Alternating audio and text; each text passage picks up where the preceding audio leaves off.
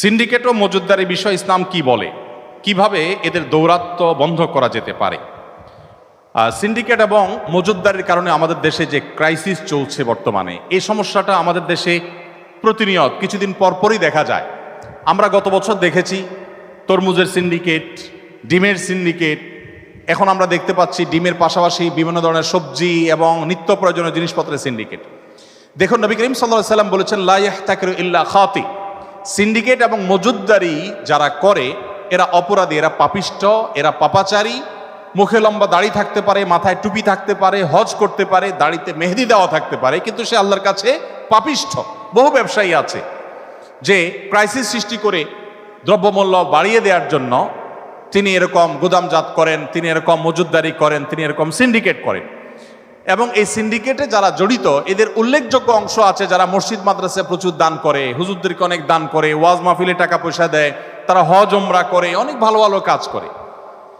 আমাদের মুসলমানদের, বিশেষ করে বাঙালি মুসলমানদের একটা বড় ধরনের ভুলের জায়গা হলো, আমরা মনে করি ইসলামটা শুধুমাত্র ইবাদত সর্বস্ব একটা ধর্ম, অর্থাৎ ইসলামে ইবাদত ছাড়া বোধহয় আর কিছু নেই। অথচ আপনি ভালো মুসলমান হতে হলে আপনার ইবাদত বন্দেগী যেমন লাগবে, পাশাপাশি আপনার বেচা কিনা, আপনার ব্যবসা বাণিজ্য, আপনার লেনদেন, আচার আচরণ, সব ক্ষেত্রে ইসলামকে আপনার প্র্যাকটিস করতে হবে। তারা আপনি ভালো মুসলমান হতে পারবেন না।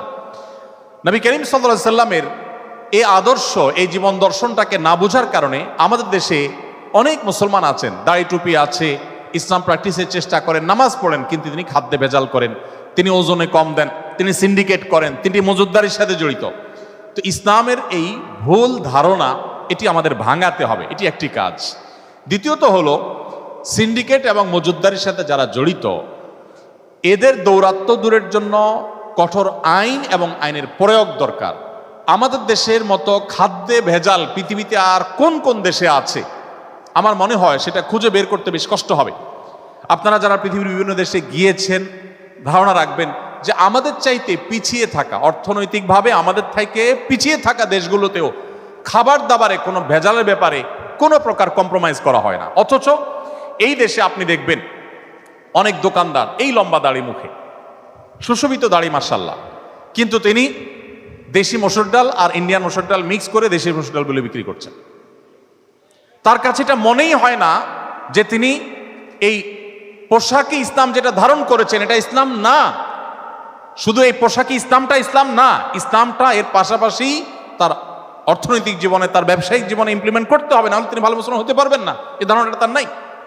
তো ইসলামের এই যে খণ্ডিত একটা চিত্র বা স্বরূপ সেটা আমাদের কাছে আছে, এটা একটা বড় সমস্যার জায়গা। আইনের শাসনের সেটা আরেকটা সমস্যার জায়গা।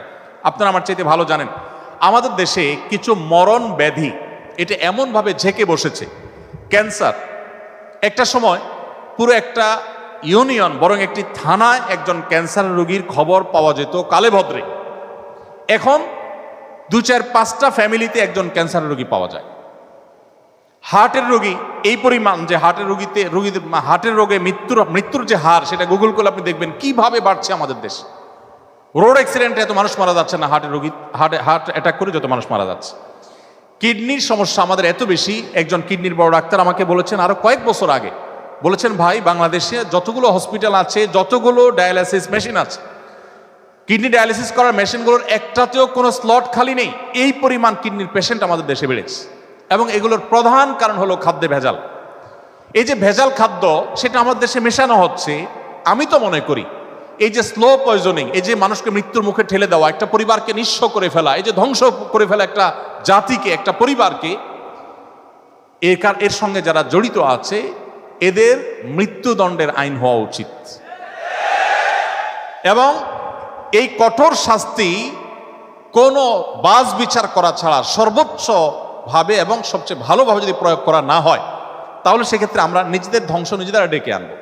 পৃথিবীর অনেক দেশ আছে যে দেশগুলো অন্য অনেক বিষয়ে কম্প্রোমাইজ করলো, এই জায়গায় কম্প্রোমাইজ করে না। কিন্তু দুর্ভাগ্য আমাদের যে এখানে আমরা দেখি যে এই জায়গাটাতে তেমন কোনো পরিবর্তন নাই। আমরা দোয়া করি এবং আশা করি নতুন বাংলাদেশে আমরা নিরাপদ খাদ্যের নিশ্চয়তা পাবো ইনশাআল্লাহ। আল্লাহ তাআলা আমাদের সবাইকে সেই তৌফিক দান করুন। সেই সাথে সিন্ডিকেট এবং মজুতদারির সাথে যারা জড়িত তাদের ব্যাপারে আমি একটা বলেছি সরকারের দায়িত্ব যে কঠোর আইন করা, প্রয়োগ করা। আরেকটা বলেছি যে আলেমদের, হুজুরদের দায়িত্ব যে ইসলামকে খণ্ডিতভাবে উপস্থাপন না করে পূর্ণাঙ্গভাবে উপস্থাপন করা, যে ইবাদত বন্দিগি, লেনদেন, আচার আচরণ, ব্যবসা বাণিজ্য, আর্থিক সমস্ত কাজ কারবার সবকিছুতে আমাকে ইসলাম প্র্যাকটিস করতে হবে, আদারওয়াইজ আমি আল্লাহর কাছে মুসলমান হতে পারবো না শুধু নামাজ রোজা দিয়ে। এই ধারণা সমস্ত মসজিদ থেকে প্রচার করতে হবে ইসলামের এই পূর্ণাঙ্গ রূপ। আর 3 নম্বর আরেকটা করণীয় আছে আমাদের সাধারণ মানুষের, সেটা হলো আমরা প্রত্যেকটা মানুষ আমাদের বাসা বাড়ির আঙিনায়, এমনকি যারা শহরে জীবনে আমরা বসবাস করি, আমাদের বারান্দায়, ছাদে, টবে, যেখানে সুযোগ হয় সেখানে আমরা কিছু না কিছু গাছ লাগানো, ফলের, ফসলের, মরিচের, ধনিয়ার, বিভিন্ন রকমের গাছ আমরা লাগাতে পারি। আমরা বেশিরভাগ মানুষ এখন শুধুমাত্র বাজারের দিকে তাকিয়ে থাকি। খুব সীমিত সংখ্যক মানুষ আমাদের কৃষক ভাইরা আছেন, তারা কষ্ট করেন, তাদের ন্যায্য মজুরি পান না, তারা নিজের যে শ্রম, সে শ্রমের মূল্য পান না, মর্যাদা পান না। আমরা শহরে বসে বসে শুধুমাত্র খাই।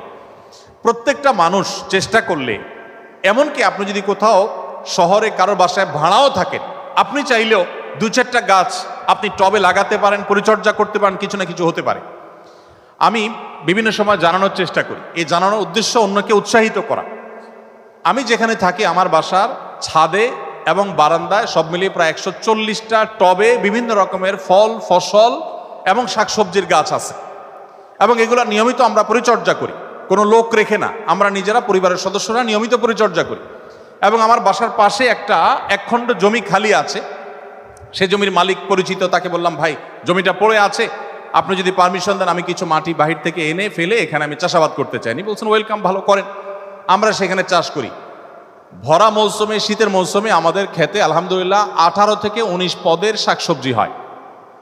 আলু ছাড়া কোনো শাকসবজি, আলু আর পেঁয়াজ ছাড়া কোনো শাকসবজি সাধারণত আমাদের কিনতে হয় না। এমনকি আখ পর্যন্ত আছে, এখনো আখ আছে আমার খেতে। এবং ছেলেদেরকে সাথে নিয়ে ফজরের পরে, যেদিন কোনো বিশেষ ঝামেলা না থাকে, ফজরের পরে আমরা 1 ঘন্টা ফজর নামাজের পরে বাপ বেটা সবাই মিলে আমরা খেতে কাজ করার চেষ্টা করি।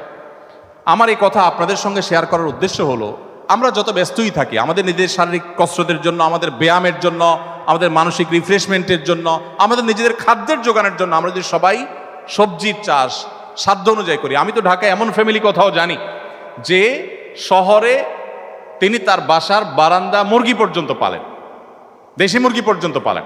আপনিও পালেন? ওই যে একজন এখানেই আছে হাজির, মাশাআল্লাহ। তো আমরা যদি সবাই এরকম উদ্যোগী হই, তাহলে সিন্ডিকেট এবং মজুতদারি যারা করে তারা এটা করে সুবিধা পাবে না। এখন আমরা সবাই শুধুমাত্র বাজারের দিকে তাকিয়ে থাকি। আমি ত্রিমুখী প্রচেষ্টার কথা বলেছি। আইনের শাসন যেমন দরকার, তেমনিভাবে ইসলাম সম্পর্কে সঠিক ধারণা, নীতিনৈতিক দিকটা মানুষকে জোরালোভাবে বোঝানো দরকার, ভালোভাবে বোঝানো দরকার। সেই সাথে আমাদের সাধারণ মানুষের করণীয় আছে। আমরা শুধুমাত্র সরকার অথবা ওই অপরাধী চক্রের দিকে তাকিয়ে থাকি যে তারা কবে ভালো হবে। আমরা আমাদের জায়গা থেকে তাদেরকে সোজা করতে পারি। গত বছরের একটা ইস্যু আমার মনে আছে, সোশ্যাল মিডিয়াতে একটা ক্যাম্পেইন হয়েছে যে তরমুজ সিন্ডিকেটকারীরা তরমুজের দাম অনেক বাড়িয়ে দিয়েছে, তাহলে আমরা তরমুজ খাওয়া কয়দিন বন্ধ করে দিই। এবং সিরিয়াসলি তরমুজ কেনা বেচা অনেকে বন্ধ করে দিয়েছেন। কিছুদিন যখন কেনাকাটা বন্ধ করে দিয়েছেন, দেখা গেল যে সিন্ডিকেট যারা করেছে তাদের ব্যবসা লাটে উঠেছে এবং আবার আগের জায়গায় ফিরে এসেছে। তো আমরা যদি ঐক্যবদ্ধ থাকি এবং সবাই যদি যার যার কাজটা সঠিকভাবে করি, তাহলে এই সমস্যাগুলোর সমাধান অনেক সহজে করা সম্ভব। তবে কোরআন হাদিসের আলোকে আমি বললাম, নবী সাল্লাল্লাহু আলাইহি ওয়াসাল্লাম বলেছেন লা ইয়াহতাকিরু ইল্লা খাতি। অন্য হাদিসে আসছে, তিনি বলেছেন যে আল জালিবু মারজুক ওয়াল মুহতাকিরু মালউন। যে ব্যক্তি বাজারে স্বাভাবিক প্রবাহ বজায় রাখার জন্য হালাল উপায়ে ব্যবসা বাণিজ্য করেন, আল্লাহ তাআলা তাকে রিজিক দিবেন। আর যে ব্যক্তি এরকম মজুতদারি করে, আড়তদারি করে, অথবা আপনার বিভিন্ন রকমের সিন্ডিকেট তৈরি করে, সে ক্রাইসিস সৃষ্টি করে কৃত্রিমভাবে দাম বাড়ায়, ব্যবসা করে, অনেক টাকা কামাতে পারে, কিন্তু আল্লাহর পক্ষ থেকে সে অভিশপ্ত হয়। এই জায়গাটা আমাদের খুব ভালো করে বুঝতে হবে অ্যাজ এ মুসলিম, যে এভাবে আমাদের জীবনে বরকত আসবে না। সেদিন কোনো একটা মিডিয়া টিভি চ্যানেলে বা কোনো একটা প্রশ্নোত্তর সেশনে এক ভদ্রলোক বলছিল যে ভাই, আল্লাহ তো বলছেন আহাল্লাহুল বাইআ ওয়া হাররামার রিবা, আল্লাহ ব্যবসাকে হালাল করেছেন, রিবা বা সুদকে হারাম করেছেন। তো আমি সিন্ডিকেট করি আর মজুতদারি করি, আমি তো ব্যবসা করছি, আমি তো ব্যবসা করছি, আমি তো চুরি করছি না ভাই, আমি তো ডাকাতি করছি না ভাই, আমি তো সুদের কারবার করছি না ভাই, আমি ব্যবসা করছি। তো ব্যবসাকে আল্লাহ হালাল করেছেন, এর মানে ধরেন আমি বাজারে গেলাম, কোন এক দোকানের কাছে গিয়ে যে জিনিসটা দোকানে 10 টাকা বিক্রি করবেন, আমি 5 টাকা দিয়ে জিনিসটা নিয়ে চলে আসলাম, বললাম যে আল্লাহ কেনা বেচাকে হালাল করেছেন, আমি কেনা বেচা করলাম, সমস্যা কি? এ বলাটা কি সঠিক হবে? ঠিক একইভাবে আল্লাহ রাব্বুল আলামিন ব্যবসাকে হালাল করেছেন, এর মানে এই না যে আপনি ব্যবসা করতে গিয়ে সাধারণ মানুষের নাবিশ্বাস হবে সেরকম ষড়যন্ত্র করে, সেরকম ক্রাইসিস সৃষ্টি করে, কারসাজি করে আপনি সম্পদ আহরণ করবেন। মনে রাখবেন, এগুলো করে সম্পদ বাড়ানো যেতে পারে, কিন্তু জীবনের সুখ বা স্বাচ্ছন্দ্য আনা যেতে পারে না। আল্লাহ আমাদেরকে হেদায়েত দান করুন।